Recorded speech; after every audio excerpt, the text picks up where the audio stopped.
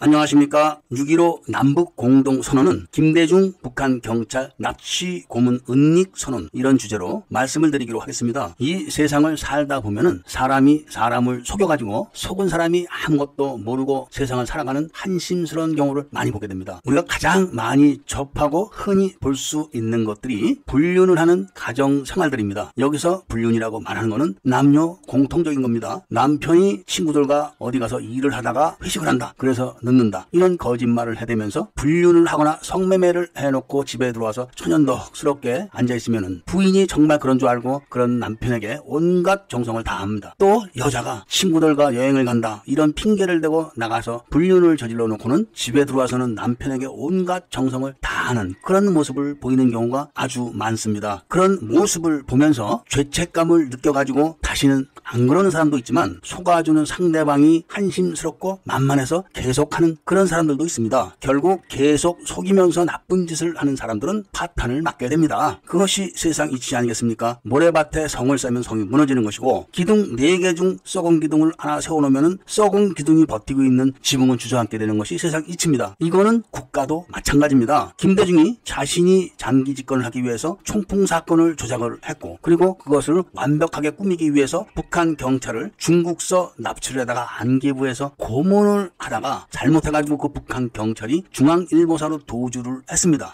이 사건이 그때 세상에 드러나갔고 정리가 되었다면 지금의 대한민국의 모습은 보이지 않았을 겁니다. 그런데 그 사실을 숨기고자 그 사실을 안 중국에게는 국가정보 주권을 넘겨주었고, 북한에게는 그 사실을 숨기고 자신의 임기를 보장받기 위해서 셀 수 없는 천문학적인 돈을 갖다 바치고 국가정보 조직을 다 와해를 시켰습니다. 그 결과가 오늘의 대한민국 모습이 되어 있는 것입니다. 다시 한번 김대중 북한 경찰 납치 사건, 그 사건부터 해서 언론 세무 사찰을 할 때까지 일정을 한번 살펴보기로 하겠습니다. 1998년 2월에 김대중 대통령이 취임식을 합니다. 그리고 그해 7월 16일 날 북한 경찰이 안기부를 탈출해서 중앙일보사로 도주를 합니다. 그리고 사건을 수습을 하고 그 책임을 물어서 이종찬 안기부장을 해임시키고 신임 안기부장의 천용택 의원을 1999년 5월 26일 날 취임을 시킵니다. 그런데 사태를 수습하느냐고 북한 경찰에게 10만 달러를 줘가지고 중국으로 되돌려 보냈는데, 이 북한 경찰이 10만 달러를 가지고 주지 육림 속에서 살다가 중국 정보부의 레이더망에 걸려듭니다. 그래서 중국 정보부가 이 북한 경찰을 체포해서 고문을 해서 엄청난 내막을 알아냅니다. 이 사건은 1999년 초부터 신임 안기부장인 천용택 씨가 취임하기 전에 다 벌어지는 겁니다. 그런데 이종찬 안기부는 이 사실도 또 까맣게 모르고 더 크게 사건을 확대해놓고 신임 안기부장에게 안기부를 넘깁니다. 천용택 의원이 안기부장으로 임명을 받아서 취임을 한다고 취임식을 하고 있는 동안 안기부 취임식장으로 중국서부터 급전이 날아옵니다. 중국에서 활약하고 있는 안기부 직원들이 모조리 중국 정보부에 의해서 체포되고 구속되었다, 이런 급보가 날아온 거죠. 그리고 북한 경찰 최인수도 체포돼서 구속되어 있다고 한다, 이런 전가를 신임 안기부장에게 전달을 했고, 신임 안기부장은 내막도 모르고 그 소식을 접하고 참모들의 조언을 받아서 즉각 중국 정보부로 취임식을 마치자마자 날아가게 됩니다. 그리고 대략 일주일에서 열흘 정도 머물면서 중국 정보부의 냉대를 받으면서 사건을 수습을 하는데, 들려온 후문으로서는 안기부의 정치 정보 주권을 넘겨주는 걸로 이야기가 됐다고 하고, 겉으로 드러난 발표는 중국의 안기부 직원을 더 이상 파견하지 않는 걸로 합의했다, 이렇게 마무리가 됐습니다. 이렇게 해서 중국과는 사건이 일단락이 된 것처럼 보였고 그대로 넘어가는 듯 했는데, 중국이 북한 경찰을 북한으로 압송해서 보내버렸습니다. 그러니까 당연히 북한도 이 사실을 알게 된 겁니다. 그때는 북한은 고난의 행군이라고 해서 200만이 넘는 북한 인민들이 굶어 죽을 때입니다. 김정일은 즉각 김대중에게 북한으로 들어와라, 이렇게 통보를 했고, 김대중은 전전긍긍하면서 물밑 접촉을 벌여가지고 거액을 주기로 하고 북한을 가서 평양공항에서 김정일에게 납치되다시피 해가지고 차 속에서 45분간이나 감금 당한 채 와 우리 인민은 납치해서, 이런 질책을 받아가면서 북한이 요구한 조건을 모두 다 수락하는 조건을 승인하고 풀려나서 공식 일정에 들어갔다고 합니다. 만일 만일 북한이나 중국이 남조선 김대중 대통령이 북한 경찰을 중국에서 불법으로 납치를 해서 약물을 타가지고 대한항공 승무원 옷을 입혀가지고 몰래 대한항공 비행기로 남산 안기부까지 데리고 가서 고문을 했다, 이런 발표를 하게 되면은 김대중은 체포돼서 수사를 받아야 되고 그리고 하야를 해야만 합니다. 김대중이 그런 길로 갈 사람이 절대로 아니기 때문에 온갖 요구를 다 들어주고 나라를 거덜내는 조건을 다 수락을 해놓고 자신은 빠져나옵니다. 그것을 포장한 게 바로 6.15 남북 공동선언입니다. 이렇게 감쪽같이 세상을 속인 김대중은 넉 달 후에 노벨 평화상을 수상하게 됩니다. 훗날 이 사실로 대한민국은 세계 만방에 얼굴을 들지 못하게 될 겁니다. 어찌됐든 이렇게 해서 김대중은 자신이 저질렀던 북한 경찰 납치강금 고문 사건을 제대로 처리를 했다고 생각하고 완벽하게 그 사실을 숨기기 위해서, 그리고 중국과 북한의 공작대로 한국의 언론들을 말살하기 위한 언론 세무 사찰을 다음해 초 2월달부터 벌이기 시작을 합니다. 그때 김대중이 벌인 언론 세무 사찰은 한국 안기부에서 주관하는 것이 아니라 중국 정보부가 주관을 했고, 그 모델은 전해에 푸틴이 러시아의 언론을 말살시킨 러시아식 언론 세무 사찰을 그대로 따라서 했습니다. 최근에 대한민국 국민들은 이상하게 조중동이 미국의 바이든 후보를 적극적으로 지지를 한다, 모든 부정선거 증거가 나왔음에도 지금도 바이든 당선인이라고 한다, 왜 그럴까, 썩었구나, 이런 이야기들을 수근수근 하지만 그래도 명세기 식민지 시대를 거쳤고 온갖 풍파를 거친 언론사들인데 왜 그러겠습니까? 바로 언론사의 실질적인 경영권이 전부 다 중국 정보부 손아귀에 넘어갔기 때문에 그런 겁니다. 그래서 중국의 언론인들은 입 다물고 있는데 한국 언론들을 내세워서 바이든이 당선자고 트럼프가 사기를 친다, 더러운 놈이 추접하게 승복을 안 한다, 이런 온갖 선전을 대신해주고 있는 겁니다. 그래서 한국의 한구 15는 조중동이다, 이런 말이 나온 겁니다. 그러니까 중국 공산당의 선전 매체인 환구 15는 자신들의 안전을 위해서 입을 다물고 있고 대신 한국의 조중동을 한구 15로 임명을 해가지고 대신 공작 선전을 하게 하는 것이죠. 남편이 부인을 속이고 불륜을 계속하고 부인이 남편을 속이고 불륜을 계속하듯이 대한민국은 국민들을 속이고 정권을 불법적으로 뺏어서 온갖